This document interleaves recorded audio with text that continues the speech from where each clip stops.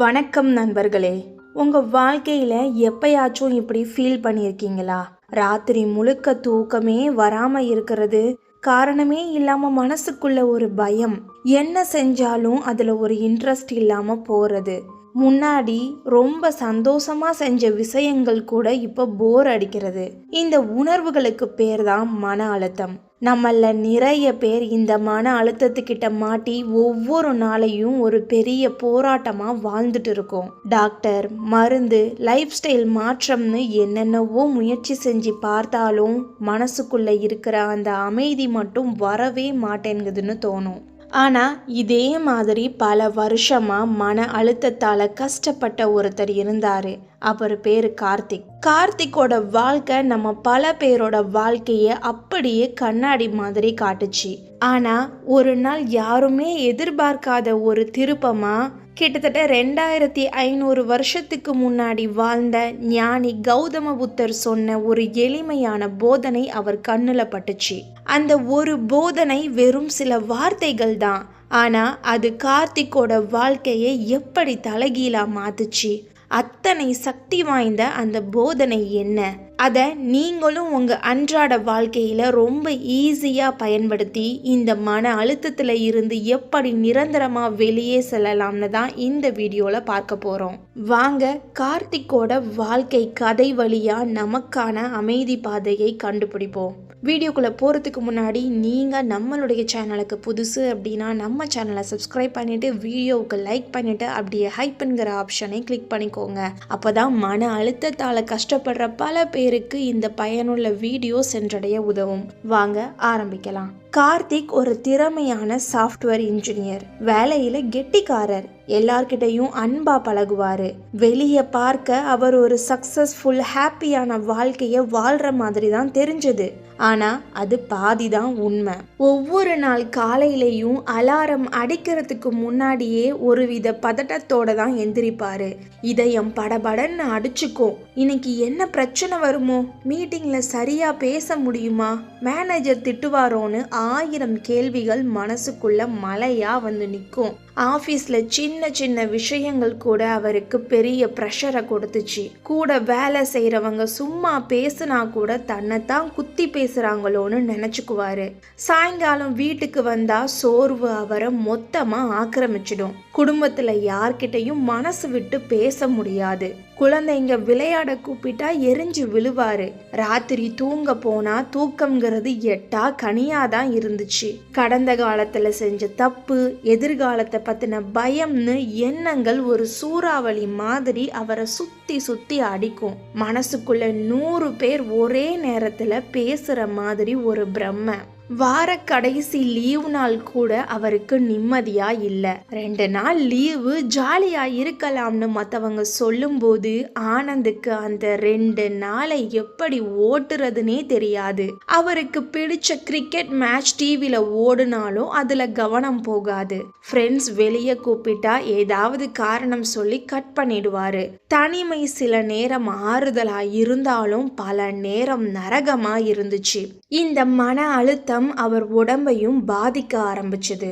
தொடர்ச்சியான தலைவலி, கழுத்து வலி, செரிமான பிரச்சனைன்னு புதுசா வர ஆரம்பிச்சுது. பல டாக்டர்ஸை பார்த்தாரு, விதவிதமா மருந்து சாப்பிட்டாரு. தற்காலிகமா ஒரு நிவாரணம் கிடைக்கிற மாதிரி இருக்கும். ஆனா கொஞ்ச நாள்ல திரும்பவும் அதே குழியில விழுந்துடுவாரு. யோகா, உடற்பயிற்சின்னு முயற்சி செஞ்சாலும் மனசு ஒத்துழைக்காததால எதுலையுமே நிலைக்க முடியல. ஏன் எனக்கு மட்டும் இப்படி நடக்குது? நான் என்ன பாவம் செஞ்சேன்? இந்த வலியில இருந்து விடுபட ஒரு வழியும் இல்லையா? இதுதான் ஒவ்வொரு ராத்திரியும் அவர் தனக்குத்தானே கேட்டுக்கிட்ட கேள்வி. வாழ்க்கை வெளிச்சமே இல்லாத ஒரு சுரங்க பாதையில போற மாதிரி இருந்துச்சு. ஒரு சனிக்கிழமை மதியம் எதுலையுமே மனசு ஒட்டாம பழைய புத்தகங்களை எடுத்து அடுக்கிக்கிட்டு இருந்தாரு கார்த்திக். அப்போ தூசி படிஞ்ச ஒரு பழைய புத்தகத்தோட பக்கம் அவர் கவனத்தை ஈர்த்துச்சு. அது புத்தரோட போதனைகளை பத்தின ஒரு சின்ன புத்தகம். எப்பயோ புக் ஃபேர்ல வாங்கியது. சும்மா பக்கங்களை புரட்டிட்டு இருந்தப்போ ஒரு வரி அவரை அப்படியே ஒரு நிமிஷம் உறைய வச்சிருச்சு. அந்த புத்தகத்துல புத்தரோட போதனைய இப்படி விளக்கி இருந்தாங்க. உங்க மனசை அடக்கவோ கட்டுப்படுத்தவோ நினைக்காதீங்க. அது காத்த பிடிக்க முயற்சி பண்ற மாதிரி. அதுக்கு பதிலா அதை ஒரு சாட்சியை போல அமைதியா கவனிங்க. உங்க உடம்புக்குள்ள போற வெளியே வர்ற உங்க மூச்சை கவனிங்க. அதுதான் எல்லா ஞானத்துக்குமான திறவுகோல். கார்த்திக் ஒரு நிமிஷம் அப்படியே நின்னுட்டாரு. இத்தனை வருஷமா அவர் என்ன செஞ்சுட்டு இருந்தாரு? மனசுல வர்ற கவலையான எண்ணங்களை நிறுத்த பார்த்தாரு, பயத்தை ஒதுக்க பார்த்தாரு, கோபத்தை அடக்க பார்த்தாரு. சுருக்கமா சொன்னா அவர் தன்னோட மனசோட ஒரு முடிவே இல்லாத யுத்தம் பண்ணிட்டு இருந்தாரு. ஆனா அவர் போராட அந்த எண்ணங்கள் இன்னும் வலிமையா அவரை தாக்குச்சு. போராடாதே, கவனி என்ற இந்த ஒரு வரி அவருக்கு முற்றிலும் புதுசா ஒரு வழிய காட்டுச்சு. மனசு ஒரு குரங்கு மாதிரி. அதை எவ்வளவு கட்டி போட நினைக்கிறோமோ அந்த அளவுக்கு துள்ளி குதிக்கும். அதோட சண்டை போட்டா அது இன்னும் கோபமாகும். ஆனா அந்த குரங்கோட சேட்டைய அது எங்கெல்லாம் தாவுது, என்ன செய்யுதுன்னு எந்த விமர்சனமும் இல்லாம அமைதியா தூரத்துல இருந்து கவனிச்சா என்ன ஆகும்? அது மெதுவா தானாவே அமைதியாயிடும். புத்தரோட இந்த போதனை ஆனாபானா சதி என்று அழைக்கப்படுது. பாலி மொழியில் ஆனானா உள்ளே போற மூச்சு, ஆபானானா வெளியே வர்ற மூச்சு, சதின்னா விழிப்புணர்வோட கவனிக்கிறது. சோ ஆனாபான சதினா வேற ஒண்ணுமே இல்லை. நம்மளோட இயற்கையான சுவாசத்தை அது உள்ள போறதையும் வெளியே வர்றதையும் எந்த முயற்சியும் இல்லாம சும்மா கவனிக்கிறது தான். கார்த்திக்கு இது ரொம்ப சிம்பிளா தோணுச்சு. சும்மா மூச்சை கவனிச்சா இத்தனை வருஷம் மன அழுத்தம் போயிடுமா? நம்பவே முடியலையேன்னு அவர் மனசுக்குள்ள ஒரு குரல் கேட்டுச்சு. ஆனா இழக்கிறதுக்கு எதுவும் இல்லாததால முயற்சி செய்ய தயங்கல. இத்தனை வழிகளை முயற்சி செஞ்சு தோத்து போன நமக்கு இந்த சிம்பிள் வழிய முயற்சி பண்றதால என்ன ஆகிட போகுதுன்னு நினைச்சாரு. அன்னைக்கு ராத்திரி அவர் ஒரு புது பயணத்தை தொடங்கினாரு. அது வெளி உலகத்துக்கான பயணம் இல்ல, அவருக்குள்ளேயே அவரோட மனசோட ஆழத்துக்குள்ளேயே ஒரு பயணம். அந்த புத்தகத்துல சொன்ன மாதிரியே கார்த்திக் தன்னோட ரூம்ல அமைதியா உட்கார்ந்தாரு. ஒரு சேர்ல முதுக நேரா வச்சு ஆனா உடம்ப டைட் பண்ணிக்காம ரிலாக்ஸா உட்கார்ந்தாரு. கைகளை மடியில கோர்த்துக்கிட்டாரு. மெதுவா தன்னோட கண்களை மூடினாரு. அவர் செய்ய வேண்டியது ஒன்னே ஒண்ணுதான், அவரோட மூச்சை கவனிக்கணும். முதல் சில நொடிகள் நல்லா இருந்துச்சு. மூக்கு வழியா காத்து உள்ள போறதையும் இதமா வெளியே வர்றதையும் அவரால் உணர முடிஞ்சது. ஆனா 10வது வினாடியில அவரோட மனசு வேலையை காட்ட ஆரம்பிச்சது. நாளைக்கு ஆபீஸ்ல அந்த வேலையை முடிக்கணுமே, நேத்து ஃப்ரெண்ட் அப்படி பேசி இருக்க கூடாது, இந்த தியானம் எல்லாம் வேலைக்காகுமா? எண்ணங்கள் ரயில் மாதிரி வர ஆரம்பிச்சுது. கார்த்திக்கு பழைய பழக்கத்துல கோபம் வந்துச்சு. சி, மறுபடியும் கவனிக்க முடியலையேன்னு தன்னை தானே திட்டிக்கிட்டாரு. ஆனா புத்தரோட அந்த வார்த்தைகள் ஞாபகத்துக்கு வந்துச்சு. அடக்க நினைக்காதே, கவனி. உடனே தன்னை சரி பண்ணிக்கிட்டாரு. சரி, எண்ணங்கள் வரட்டும், அது மனசோட இயல்பு. நான் அந்த எண்ணங்களோட சண்டை போட போறதில்ல. அந்த எண்ணங்கள் ஒரு மேகம் மாதிரி வருது போகுது. நான் வானம் மாதிரி அசையாம இருந்து என்னோட கவனத்தை மறுபடியும் என்னோட மூச்சு மேல கொண்டு வருவேன். மறுபடியும் மூச்சை கவனிக்க ஆரம்பிச்சாரு. காத்து உள்ள போகும்போது வயிறு லேசா மேல போறதையும் வெளியே வரும்போது கீழே இறங்குறதையும் கவனிச்சாரு. சில வினாடிகள் தான். மறுபடியும் ஒரு பழைய ஞாபகம் வந்துச்சு. இந்த முறை அவர் பதட்டப்படல. ஓ, ஒரு நினப்பு வந்திருக்குன்னு அதை ஏத்துக்கிட்டு மெதுவா தன்னோட கவனத்தை மறுபடியும் மூச்சு மேல வச்சாரு. இது ஒரு விளையாட்டு மாதிரி இருந்துச்சு. மனசு ஓடும், அதை மெதுவா பிடிச்சு மறுபடியும் மூச்சு மேல உட்கார வைப்பாரு. மறுபடியும் ஓடும், மறுபடியும் பிடிச்சிட்டு வருவாரு. அவர் மனசை கட்டுப்படுத்த நினைக்கல, மனசோட மல்யுத்தம் பண்ணல. தொலைஞ்சு போன குழந்தைய மென்மையா கைப்பிடிச்சு கூட்டிட்டு வர்ற மாதிரி தன்னோட கவனத்தை திரும்ப திரும்ப மூச்சுக்கிட்ட கொண்டு வந்தாரு. 5 நிமிஷம். அவர் கண்களை திறந்தப்போ ஒரு ஆச்சரியம். மன அழுத்தம் முழுசா போயிடல. ஆனா பல மாசத்துக்கு அப்புறம் முதல் முறையா அவருக்குள்ள இருந்த அந்த 100 குரல்களோட சத்தம் குறைஞ்சிருந்தது. ஒரு சின்ன, ரொம்ப ரொம்ப சின்ன அமைதி அவருக்குள்ள வந்ததை அவரால் உணர முடிஞ்சுது. அது ஒரு பெரிய வெற்றி. அந்த புள்ளிய பிடிச்சுக்கிட்டு அவர் அன்னைக்கு ராத்திரி தூங்க போனாரு. பல மாசத்துக்கு பிறகு எந்த கெட்ட கனவும் இல்லாம விடியிற காலை வரைக்கும் நல்லா தூங்குனாரு. கார்த்திக் அந்த 5 நிமிஷ பயிற்சிய விடாம தொடர்ந்தாரு. தினமும் காலையில எந்திரிச்சதும் ராத்திரி தூங்கறதுக்கு முன்னாடியும் ஆரம்பத்துல மனசு அலைப்பாயிறது அதிகமா தான் இருந்துச்சு. சில நாள்ல 1 நிமிஷம் கூட தொடர்ந்து மூச்சை கவனிக்க முடியாது. ஆனா கார்த்திக் மனசு தளரல. ஒவ்வொரு தடவையும் கவனம் சிதறும் போதும் பரவாயில்ல, இது சகஜம்தான்னு தனக்கு தானே சொல்லிக்கிட்டு மறுபடியும் பயிற்சியை தொடர்ந்தார். நாட்கள் போக போக மாற்றங்கள் நடக்க ஆரம்பிச்சுது. முதல்ல அவரோட தூக்கம் ஆழமாச்சு. ராத்திரியில காரணமே இல்லாம பயந்து எந்திக்கிறது நின்னு போச்சு. காலையில எழும்போது அந்த படபடப்புக்கு பதிலா ஒரு விதமான தெளிவு இருந்ததை உணர்ந்தாரு. அடுத்து ஆபீஸ்ல மாற்றம் தெரிஞ்சது. முன்ன மாதிரியே வேலை பளு இருந்துச்சு, பிரச்சனைகள் வந்துச்சு. ஆனா இப்போ அவர் அதெல்லாம் அணுகிற விதம் மாறி இருந்தது. ஒரு பிரச்சனை வந்தா உடனே பதட்டப்பட்டு கோபப்படுறதுக்கு பதிலா ஒரு சின்ன பிரேக் எடுத்துக்கிட்டாரு. அந்த நேரத்துல தனக்குள்ள வர்ற உணர்வுகளை கவனிச்சாரு. ஓ, எனக்கு பயம் வருது, சரி. எனக்கு கோபம் வருது, சரி. அந்த உணர்வுகளுக்கு ரியாக்ட் பண்ணாம அவற்றை கவனிச்சுட்டு அப்புறமா நிதானமா பிரச்சனைக்கு தீர்வு கண்டுபிடிக்க ஆரம்பிச்சாரு. அவரோட மேனேஜர் அவரை கடிஞ்சுக்கிட்டப்ப கூட முன்ன மாதிரி நாள் முழுக்க அதையே நினைச்சு வருத்தப்படல. அந்த நேரத்துல ஏற்பட்ட வலிய, அவமானத்தை கவனிச்சாரு. அது நிரந்தரம் இல்ல, அதுவும் ஒரு மேகம் மாதிரி கலைஞ்சு போயிடும்னு புரிஞ்சுக்கிட்டாரு.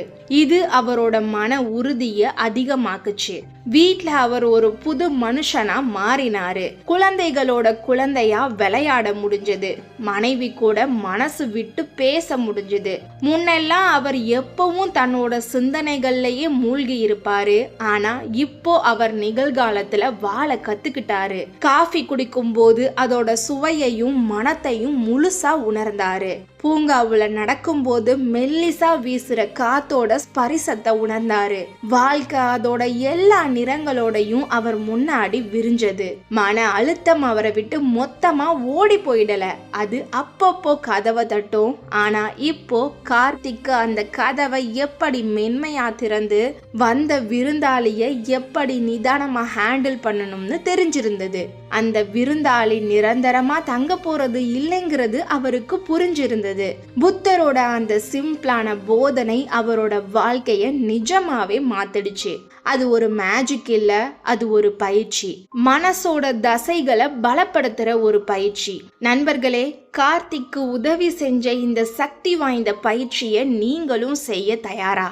இதுக்காக நீங்க இமயமலைக்கு போக வேண்டாம், காவி உடை போட வேண்டாம். உங்களுக்கு தேவையானது உங்களுக்காக நீங்க ஒதுக்குற அந்த 5 நிமிஷம் மட்டும்தான். அடுத்த 5 நிமிஷத்துக்கு உங்களை யாரும் தொந்தரவு பண்ணாத ஒரு அமைதியான இடத்தை தேர்ந்தெடுங்க. ஒரு சேர்ல உட்காருங்க, இல்ல தரையில சம்மணம் போட்டு உட்காருங்க. முதுகு தண்டு நேரா இருக்கட்டும், ஆனா உடம்ப டைட்டா வச்சுக்காதீங்க. மெதுவா உங்க கண்களை மூடுங்க.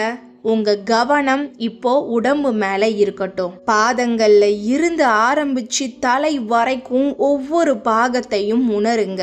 எங்கேயாச்சும் வலி இல்ல இறுக்கம் இருந்தா அதை மாத்த நினைக்காதீங்க. சும்மா கவனிச்சா மட்டும் போதும்.